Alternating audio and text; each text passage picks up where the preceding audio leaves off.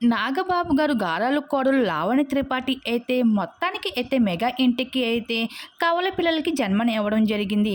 అయితే కవల పిల్లలకి జన్మని ఇవ్వడంతో లావణ్య త్రిపాఠిని చూసేందుకు హాస్పిటల్‌కి మెగా కుటుంబం అంతా ఒక్కొక్కరుగా చేరుకుంటూ ఉన్నారు.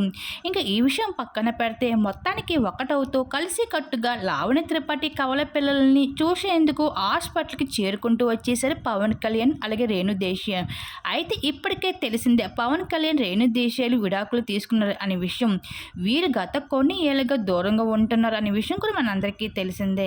అయితే ఇప్పుడు హఠాత్తుగా అపోలో హాస్పిటల్‌లో కలిసికట్టుగా కనిపించడం, మీడియా సభ్యులు వచ్చినప్పుడు సెపరేట్‌గా అవ్వడం అందరినీ ఎంతగానో ఆశ్చర్యానికి గురి చేసిందని చెప్పవచ్చు.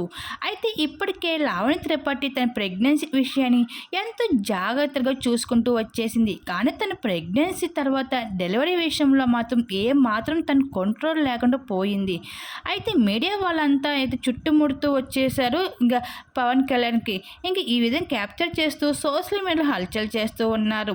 అయితే ఏదేమైనా సరే మొత్తానికి అయితే లావణ్య త్రిపాఠి కవల పిల్లలకి జన్మని ఇవ్వడంతో పవన్ కళ్యాణ్ అలాగే రేణు దేశాయ్ అయితే కలిసికట్టుగా అయితే అపోలో హాస్పిటల్‌కి చేరుకున్నారు.